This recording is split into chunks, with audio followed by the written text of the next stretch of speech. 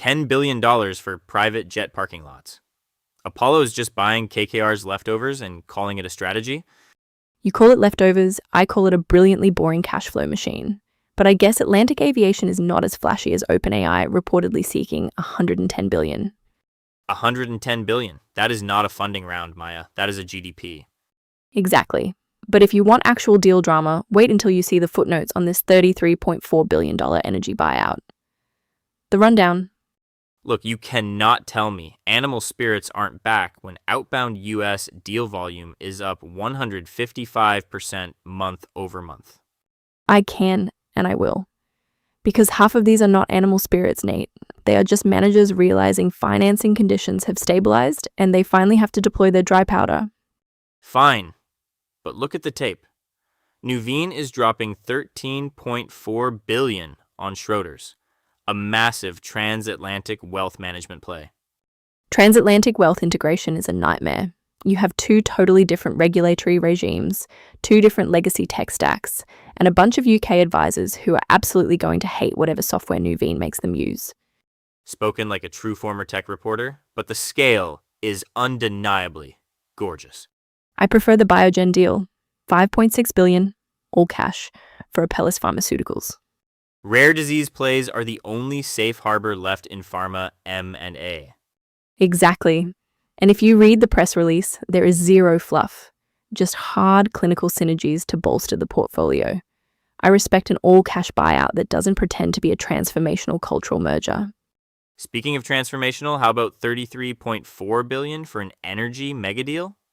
GIP and EQT teaming up to swallow AES Corp. Now that is staggering. You don't see those two infrastructure titans share a sandbox every day. You need a partner when the check is that big. And they clearly see the grid demands coming from this ridiculous AI arms race. True. But do you know what definitely will not work? The rumors about Cisco trying to buy Jetro Restaurant Depot for $29 billion. Oh, come on. The gossip on that is amazing. It is antitrust bait. You are combining the giant of food service with the other giant of food service. Lena Khan is probably drafting the injunction on a napkin right now. I would pay good money to read that napkin. Same. We should also watch the McCormick and Unilever Foods tie-up. They are projecting $20 billion in annual revenue, which means regulators will be sniffing around that flavor giant tomorrow. Spices are serious business, but if you want to talk about serious money moving around today, we need to talk about private jets. Apollo is writing a $10 billion check to KKR. The big one. $10 billion for parking spaces? Really, really expensive parking spaces. I know the press release calls Atlantic Aviation a premier private jet services network, but structurally it's a parking lot and a gas station for Gulfstreams.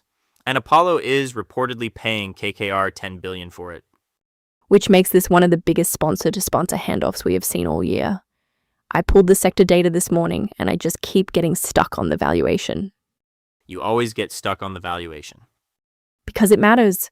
KKR bought Atlantic back in 2021 for around $4.7 billion. Peak pandemic. Everyone who could afford it refused to fly commercial. That market has completely normalized now. So why is Apollo paying more than double? Because the debt markets are finally thawing out. Improved financing conditions are unfreezing these mega buyouts across the board. Plus, it's a monopoly asset, or an oligopoly at least. Elaborate on that. You can't just build a new private terminal at Teterboro or LAX. The physical footprint is locked in.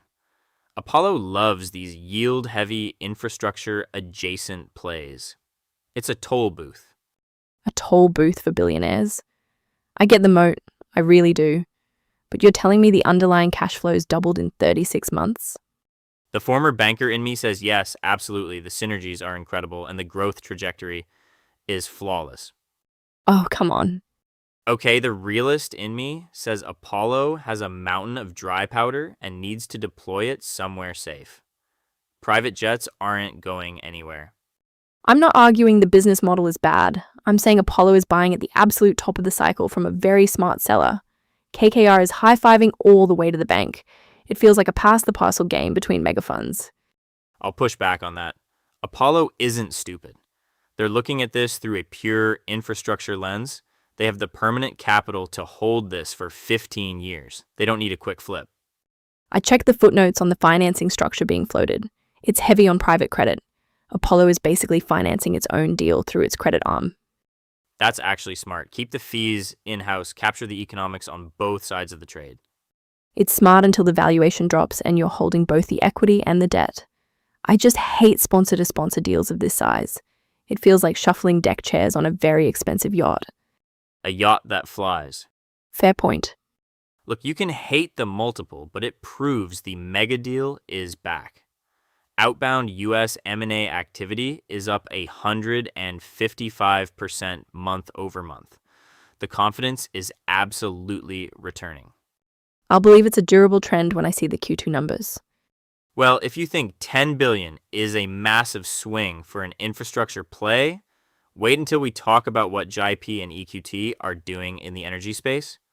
Right, because $33.4 billion makes parking private jets look like a side hustle. Voices. I just can't take these market reports seriously when they say cross-border M&A confidence is officially back because outbound U.S. volume spiked 155% this month. Why not? The numbers are the numbers, Nate. 155% month over month is a massive jump. Because it's a total mirage. You've got Nuveen buying Schroders for $13.4 billion. That single transatlantic wealth play is doing almost all the heavy lifting for the supposed confidence trend. Okay, fair point on Schroders, but you're completely ignoring the macroeconomic shift. The financing window actually cracked open. Look at GIP and EQT teaming up for AES Corp. $33.4 billion. You don't get a syndicate like that if debt markets are still frozen. I'm not saying the window is shut. I'm saying the analysts are crediting the wrong thing. It's not broad market confidence, it's pure FOMO, especially in tech. Did you see the whispers on OpenAI? You mean the rumor that they're pulling in another $110 billion in fresh capital? Yes, from Amazon, Nvidia, SoftBank, 110 billion. That isn't a funding round, Maya. That's the GDP of a medium-sized European country. It's completely absurd. I read that quote from the industry note calling it a fierce arms race in AI. Arms race is way too mild. This is mutually assured destruction by cap table. Exactly. The former banker in me is just weeping at the fees someone is making on that. We'll wipe your tears because the regulators are going to have an absolute field day soon. If you think tech monopolies are getting scrutinized, wait until Washington sees what's happening in the grocery aisle. Oh, you mean the Cisco whispers? $29 billion for Jetro Restaurant Depot, plus McCormick trying to absorb Unilever Foods. We really need to talk about how anyone thinks these food mega mergers are going to survive antitrust review tomorrow. Spill the tea. I refuse to believe that number is real cash. $110 billion. 110. Right? But look at the names attached, Amazon and Nvidia. This is just the classic AI carousel. Amazon gives OpenAI $10 billion, but wait, it is actually just Amazon Web Services credits. Nvidia chips in, but it is just an allocation of GPUs. It is just vendor financing wearing a venture capital trench coat. Oh, come on, Maya. SoftBank is in that round too. Masa's son does not deal in cloud credits. He writes massive, terrifying cash checks. And frankly, at this point, compute is the new global reserve currency anyway. Okay, sure, compute is currency, but call it what it is in the footnotes. Do not issue a press release acting like you just deposited $110 billion into a Chase checking account. Fair enough. But speaking of terrifyingly large numbers, we need to talk about the whispers around Cisco. $29 billion to swallow up Jetro Restaurant Depot. The FTC is going to have an actual aneurysm. See, I disagree. I think Cisco actually has a decent shot at getting this through. Jetro is cash and carry. Cisco is delivery. They are fundamentally different supply chains. Nate, they both supply every single diner, food truck, and corner deli in America. You combine them, and suddenly one corporate entity controls the wholesale price of bulk mayonnaise for the entire eastern seaboard. The regulators will block this before the ink is even dry.